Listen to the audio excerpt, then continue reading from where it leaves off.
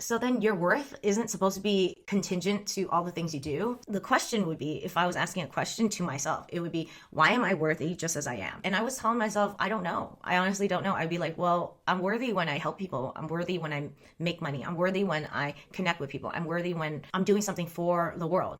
But I don't know why I would be worthy if I was just resting, if I'm not doing anything for the world, if I'm actually taking from the world. That I don't know, right? And then so I was tripping out. My brain would just be like, it's not logical why I would be worthy without doing anything. In America, we value anything or in general, we value things that are useful. We value people who are useful.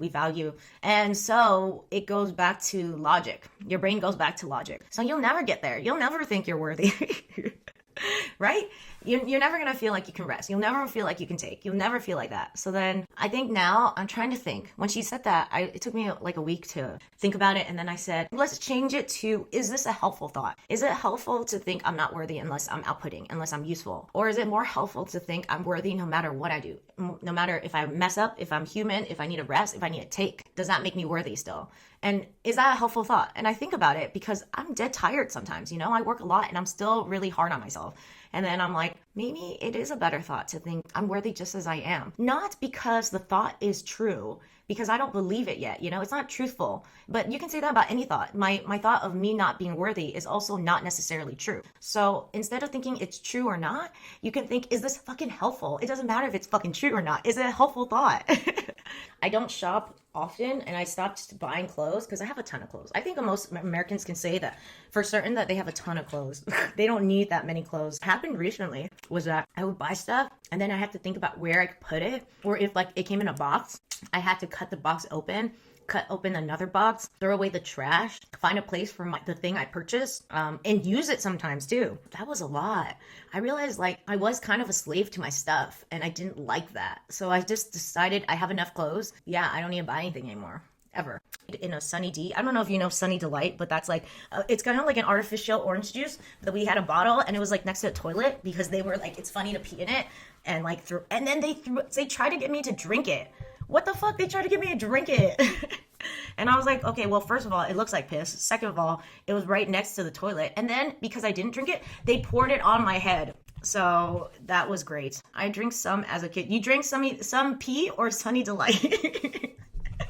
Because there's a huge difference. You're doing something really great and you want to connect with someone. But like, I think a big thing that we always think about a lot is like, does that person like me? Like I used to think that all the time. I'd be like doing a bunch of things so that motherfucking person would like me. But then I never thought about if I like that person.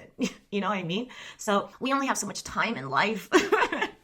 For us to be using it with people we don't care for, Why would you condemn me and think I'm a bad parent for letting my kid walk to school? I don't get America. It's not like I'm beating my kid. I'm actually teaching my kid that I trust you.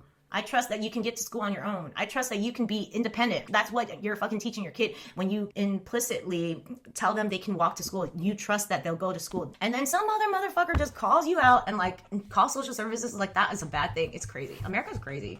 Is it about zombies, unicorns, hooking up? It is totally about hooking up, but not zombies and unicorns. But I can see that I can make that sexy. I would hope the unicorn's horn would be less pointy though, because that sounds pretty awful. I'm tired of proving myself and I'm trying to learn that I am worthy just as I am, which I don't believe. I don't think anyone believes it. I'm trying to ask myself sometimes like why I would be worthy, and it's like I don't have a good answer. So I don't know. Do you guys have a better relationship with yourselves? Do you guys just love yourself for who you are? I'm trying to unlearn this toxic thought that I have. So that's how I'm doing today. I have this thing with my husband.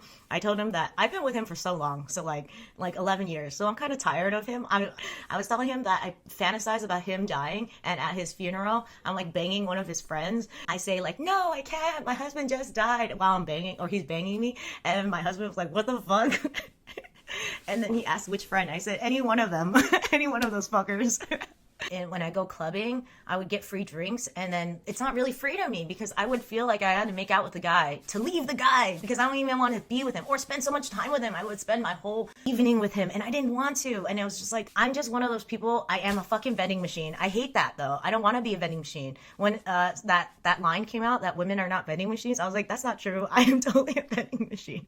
But now I've decided that I'm too old for this shit. And at this point, I don't let guys guys buy me drinks because I wish I could get over it and not feel like I had to give them my time, body, etc. But I do feel like that. So at this point, I just buy my own drinks. I just think it's easier. Actually, to be honest, if I was dating, or like if heaven forbid my husband died, because I don't want to get divorced. I think the best way for me to be single again is to be a widow, because that looks really good. You know, your husband didn't want to leave you. If you become a divorcee, it's like, oh, you got baggage, because like, why didn't they want to keep you? But like, if you became a widow, it's like, oh, he died, so he didn't want to leave you, but you know, he died. So that's true. I am too shy to hit up on guys. Thank you for remembering, and thank you for like calling me out.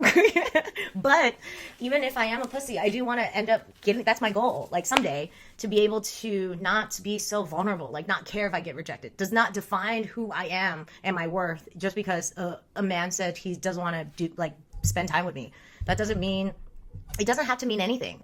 You know how like people flick you off on the road or whatever, and you could be pissed about it. I feel like people who are super pissed about it are always like, oh, it's about me. It's like me. Like, oh, I'm in traffic. People, like, the universe conspired against me to have this traffic. I hit my toe on the furniture, and then you get mad at the furniture because the furniture totally wanted to attack you. Or like, you know, for me, it's like me getting rejected by guys means that I'm not worthy. So I think I need to start thinking, just like guys who flick me off on the road, I'm like, fuck that guy. That guy is sad. That guy has a lot of problems. That guy is rushing. That guy does not, like, he needs to go to his job, is in a lot of pressure, or like has a baby crying in the back or whatever. I don't know what his problem is, but he has a problem, and it's not about me, basically. So I feel like that's a great motto to have when you're in traffic, or when you get flicked off, or when a guy rejects you, and being like, it's not about me. Like, they just don't, maybe I'm not their type, you know? Or maybe they're fucking taken.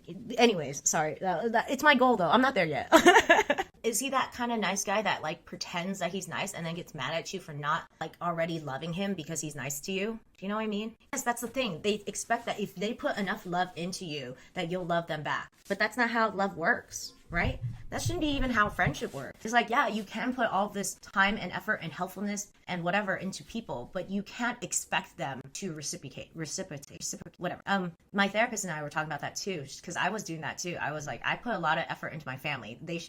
That should be their way too. And then she said, well, relationships don't work like that. You can give because you want to give, and the giving should be free. It is free. If they disappoint you in some way and you have the type of feels, or they're not committing to the relationship as much as you are, you can also choose not to be a part of that relationship. Or you can choose how much of yourself you want to put into that relationship going forward. But you can't expect them to put as much effort as you do into that relationship. Sorry. It's interesting to be a mom because people stop caring about you, but you stop caring about you, which sounds bad. It is kind of bad. It's not great, but I don't think it's necessarily bad either, because I just don't hear my pain as much anymore. It's not as loud. If you're always so self-centered, it's all about me, then it's hard to, I don't know, you get in your feelers and then you can be really sad about it. But something about being a mom, it takes you out of yourself.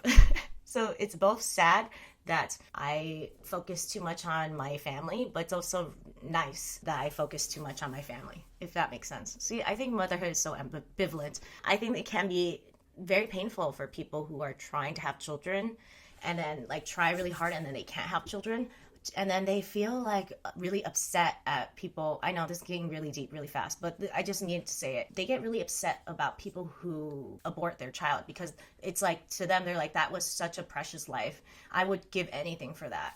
But that person isn't you, right? That person is its own person, has its own struggles. Maybe they can't afford a child. Who knows why they can't, but I'm sure they have a good reason to choose abortion, because abortion's not an easy choice either. It's not an easy choice, right? You're gonna have lots of feelers about it, and no matter what you choose, it's a painful choice. But we don't have to impose or project our own feelers into it. We can't be like, oh, I can't imagine you can't, but maybe you should be curious about why they want to get abortion. They're not you. They don't have the same life as you, same values, same whatever, same dreams as you. Maybe they have different dreams. And anyways, that's my thing. But I would say the same about non-parents who don't get parents. As a non-parent, if you want to be child-free, I get that, then you should.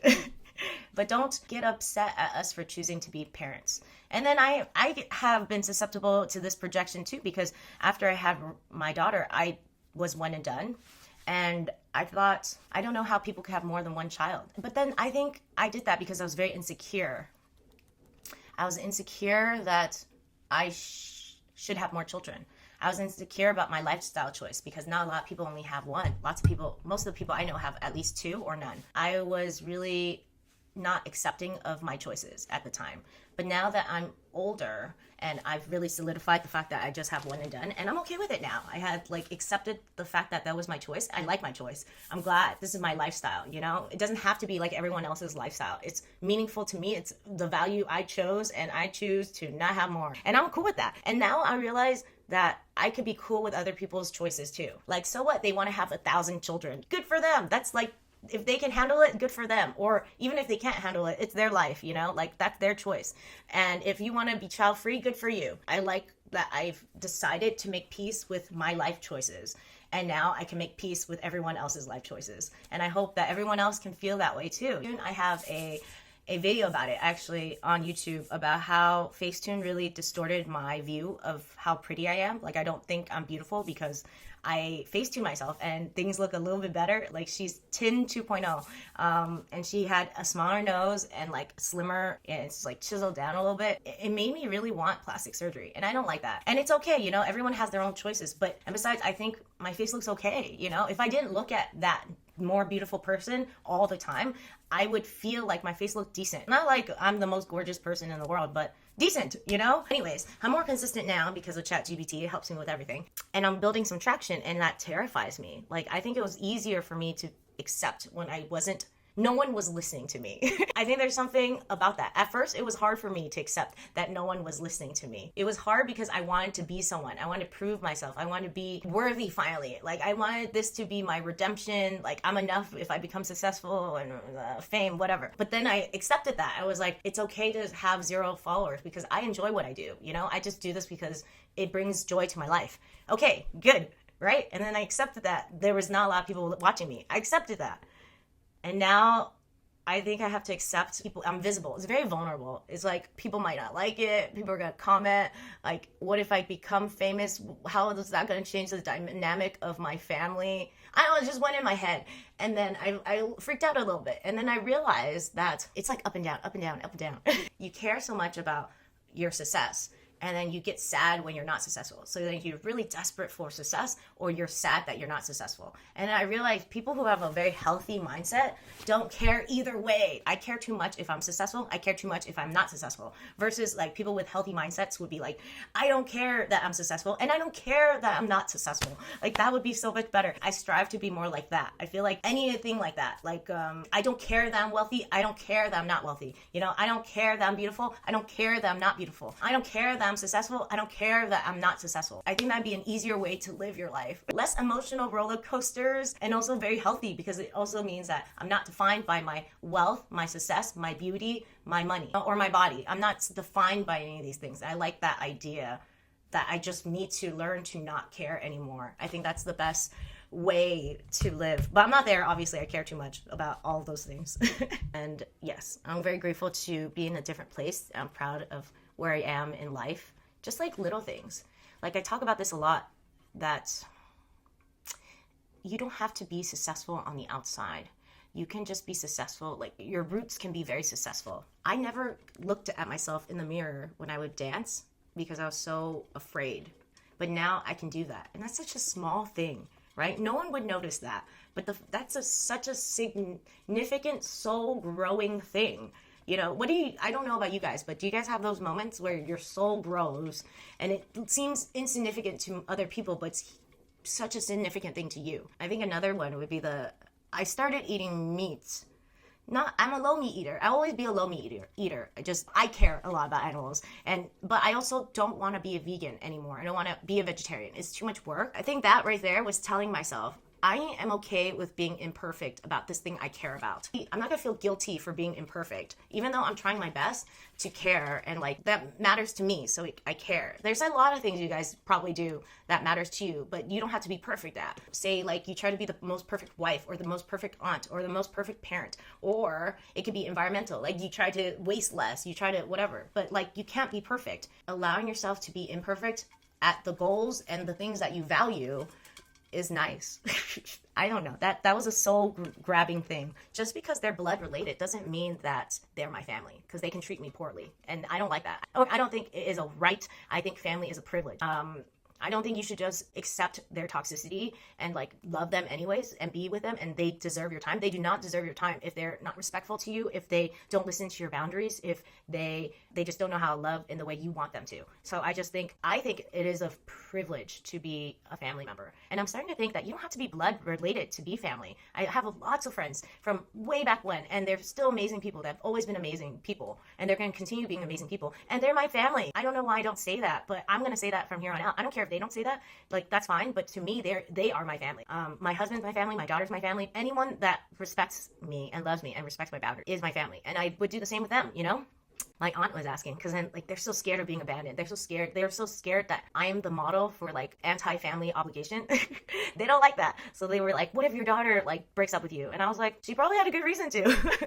They didn't like that answer either, because it just sounded like I'm compassionate towards why my daughter would break up with me. And I am. I think you have to be nice to people. I think respect should always be given freely, even if they're younger than you. Something about Asian Vietnamese culture is like elders have to be respected, but you don't have to respect your people who are younger than you. Elders get to tell you what to do, but younger people can't tell elders what to do, even though the elders are fucking it up all the time. You know, like I watch my elders like fucking make a mess out of their lives, but then they give me advice, and I'm like, oh my god, am I going to take life advice from people who are not killing it at life? I have this big thing. My brother was saying, he was talking to this guy who's diabetic, and he was like, oh, fruit's not good for you because it has so much sugar in it. Duh, duh, duh, duh. And I was like, why are you fucking taking advice from a diabetic man? I'm just like, you don't take advice from you don't take health advice from an unhealthy man. You don't take money advice from someone who doesn't have money. You don't take business advice from someone who's not good at business. Okay, but then you can be selective about what you get take advice from. So then my mother-in-law, you know, she made a good amount of money. I like to take business advice from her. I like to take financial advice from her. She's good at that, you know? But if she tries to tell me how to parent, I'm not listening to her. I might even do the opposite, because I think, okay, that's a good reference to know what not to do. Really assess the people giving you advice. And they don't have to be perfect. They don't have to be experts at it. But if you can see if they're killing it at one thing, you know, then yeah, take advice about that thing they're killing it at. But just because they're good at one thing doesn't mean they're good at everything. So then I have an uncle, he's very successful business wise, but then he's always like giving advice about like relationships, and he's like not happy. But then I think my cousins might take their advice just because they happen to be successful in one area. And then I just think, just take everything with a grain of salt. Does it work for your life? Do you think that person has good advice? Does it work for their life? So anyways, just like something to think about when people are spewing out their advice. I was thinking how ironic it is that if you are a less shameful person, you might be able to become more perfect. And the irony is not lost on me. Like, if you can just admit that you have a problem, other people can help you with your problem.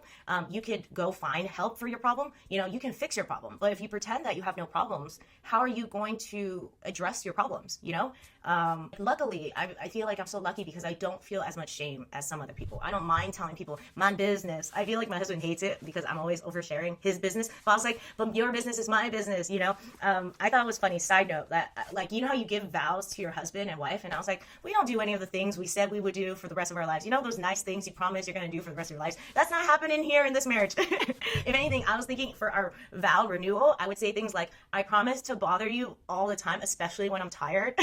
I promise that I'll leave the door open when I'm taking a dump. I promise that if you have like something you want to hide in the world, I'm going to show it to everybody. I'm going to talk about it to everyone. I'm not the nicest wife for sure. One of his cousins was like, you went from a mean mom to a mean wife.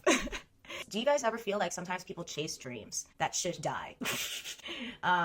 Or how about people who believe in the perfect partner? You know, like, you guys know 666, it's like, girls are so crazy. These girls out there want a guy with a six-pack that is 6 feet tall or above and has six-figure income. And that's only 1% of the world. And also I was like thinking, these women that do want that, like, what are you giving in return?